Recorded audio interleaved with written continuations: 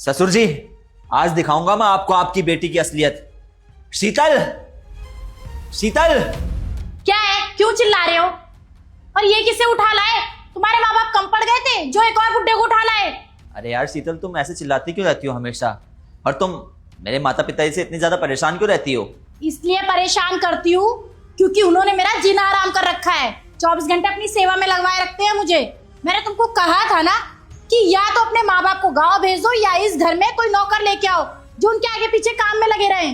अब मेरी बात ध्यान से सुन लो, अगर इस घर में नौकर नहीं लाया ना तो वो बुड्ढो बुढ़िया को मैं दोनों को बाहर फेंक दूंगी। अरे यार तुम शीतल कैसी बातें कर रही हो? तुम्हें तो पता ही है यार कि मेरे माता पिताजी ने मेरे को पालने के लिए कितनी मेहनत करी है।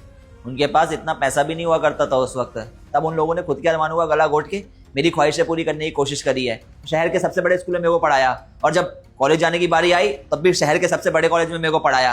अरे उनकी हैसियत नहीं थी, फिर भी उनसे जितना हो सकता था उन्होंने मेरे लिए किया। अगर वो मेरे लिए इतने त्याग नहीं करते ना शीतल, तो आज मैं इस मुकाम पर होता ही नहीं। आज समाज में मेरा जो भी अस्तित्व है सिर्फ मेरे माता पिताजी की वजह से है, समझी तुम? अरे तुम मुझे क्यों सुना रहे हो? एहसान कर दिया है क्या उन्होंने? सबके माँ बाप अपने बच्चों को पढ़ाते हैं, लिखाते हैं, बड़ा करते हैं। कुछ नया नहीं करा तुम्हारे माँ बाप ने, और ये मुझे सुनाने की जरूरत नहीं है, समझ में आया? वैसे भी मेरे लिए कुछ नहीं करते वो, उल्टा मैं उनके आगे पीछे घूमती रहती हूँ।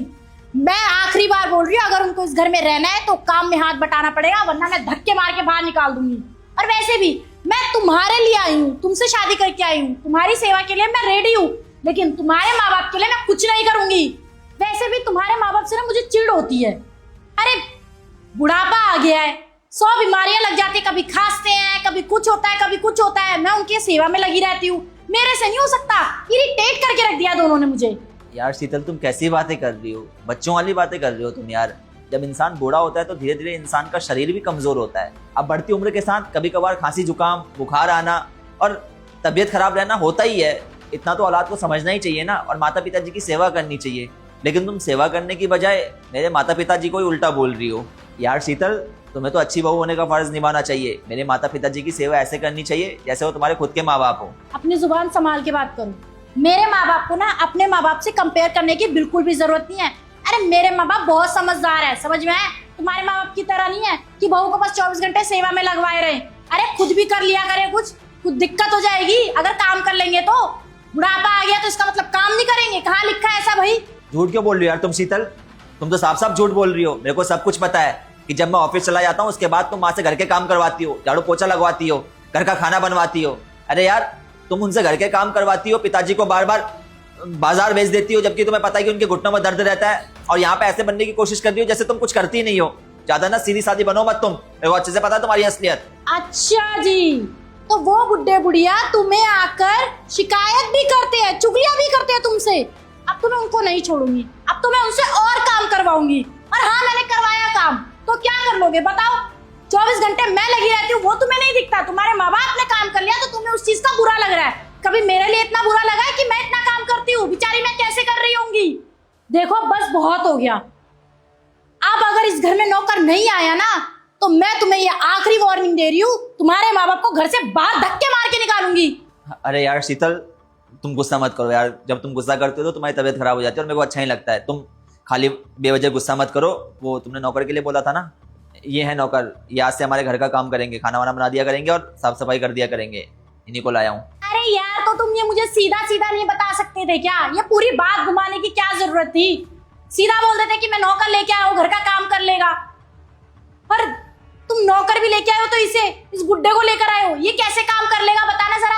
अपने माँ बाप से तो तुम्हें काम करवाया नहीं जा रहा क्योंकि वो बुड्ढे हैं, और एक बुड्ढे को और उठा कर ले आए।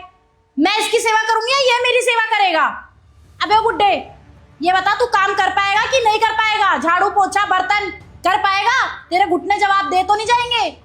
हाँ जी बहन साहब, मैं घर के सारे काम कर दूंगा, झाड़ू पोछा और यहाँ तक कि खाना तक बना लूँगा। वाह बुड्ढे वाह, क्या बात है शेखर, तुमने तो मेरा मन खुश कर दिया। अच्छी बात है, तो तू मेरे काम के लायक है, सारा काम अच्छे से करियो। और हाँ, बुड्ढे बुढ़िया को ना बासी खाना देना है, ताज़ा खाना देने की कोई ज़रूरत नहीं है। बासी बच जाता है, फेंकेंगे थोड़ी ना। वो बुड्ढे बुढ़िया है ना, उनको दे देंगे। वैसे भी कुछ दिन की जिंदगी है, जितना जी रहे हैं खिला दो कुछ भी। अरे आप ऐसा क्यों बोल रही हैं? आप सास ससुर के बारे में ऐसा बोल रही हैं? अपने सास ससुर के बारे में ऐसा कोई थोड़ी बोलता है। आपको तो अपने सास ससुर की सेवा करनी चाहिए। अबे ओए, नौकर है, नौकर बन के रहे। हमारे घर में ना दखल अंदाजी देने की जरूरत नहीं है। आज आया, आज ही जुबान चलाने लग गया। अभी आया तो आगे चल के क्या काम करेगा? हाँ शेखर, क्या है ये तो अभी से हमारी फैमिली में इन्वॉल्व हो रहा है।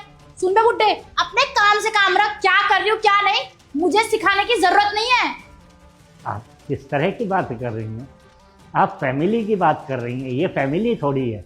अगर ये फैमिली होती तो आप अपने सास ससुर की सेवा करती। अरे आप इस फैमिली को परिवार समझती तो परिवार तोड़ने की बातें नहीं करती मेरे सामने, क्योंकि मैं तो गैर हूँ।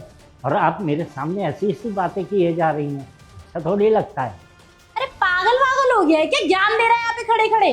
अच्छा अब समझ आया, तू भी बुड्ढा वो भी बुड्ढे, दोनों बुड्ढों पे तेरे को दया आ गई होगी, इसलिए बोल रहा है ना ये सब। एक काम करो ना, तुम अपने बुड्ढों के ज्ञान बना के अलग ही हो जाओ। छोड़, तुझसे तो क्या ही बोलूं। शेखर मेरी बात ध्यान से सुनो, मेरे पास ना एक आइडिया है। मुझे कोई नौकर वोकर नहीं चाहिए। तुम्हारे माँ बाप को ना वृद्धाश्रम छोड़ाते हैं, बेस्ट आइडिया है। वहीं पे खाएंगे पिएंगे, जो करना होगा करेंगे, और हम अपना मस्त जिएंगे। देख लिया ससुर जी, कैसी है आपकी बेटी? आप शेखर, तुमने बताया क्यों नहीं कि ये मेरे पापा हैं? पापा वो क्या है ना, सब मजाक चल रहा था। आप मेरी बात को सीरियस ना। तूने तो अपने माँ बाप की नाक कटवा दी। क्या मैंने तुझे ऐसे ही संस्कार दिए थे कि तू अपनी ससुराल में जाकर अपने सास ससुर के साथ ऐसा दुर्व्यवहार करे? अरे तुझे बेटी कहते हुए भी मुझे शर्म आ रही है। दामाद जी, मैं आपसे माफी मांगता हूँ।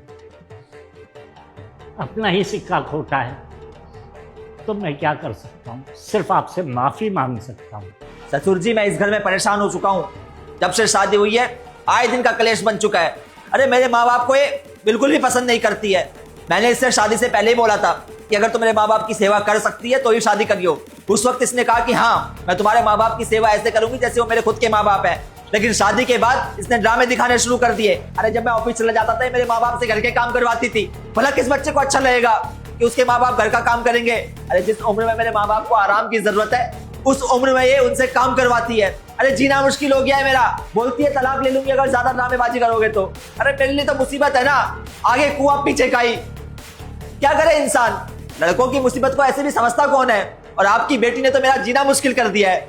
सच कह रहा हूँ ससुर जी, अगर शादी के बाद ऐसी लड़की मिलती है ना तो इंसान को शादी नहीं करनी चाहिए, क्योंकि ऐसे में शादी नहीं बर्बादी होती है। और मेरी भी जिंदगी बर्बाद कर दी आपकी लड़की ने। जा रहा हूं मैं इस घर से, और मेरे घर में कदम रखने की कोई जरूरत नहीं है।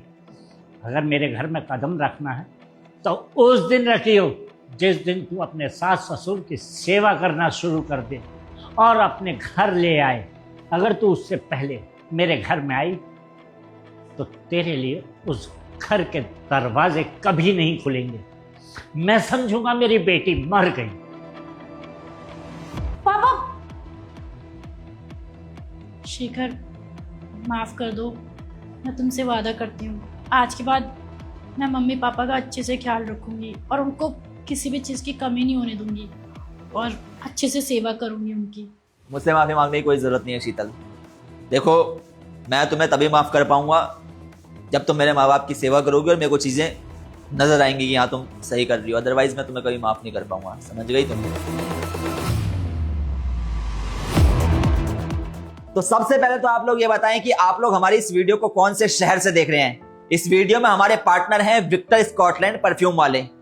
विक्टर स्कॉटलैंड का ब्लैक ऊद बहुत ही अच्छा परफ्यूम है। मैं और मेरी पूरी टीम इसी परफ्यूम को लगाते हैं। अगर आप लोगों को भी ये परफ्यूम चाहिए तो आप लोग ऑनलाइन खरीद सकते हैं। अगर आप लोगों को हमारी स्टोरीज पसंद आती है तो प्लीज हमें सपोर्ट कीजिए। मिलते हैं आप सभी लोगों से जल्दी एक नई वीडियो में एक नई स्टोरी के साथ।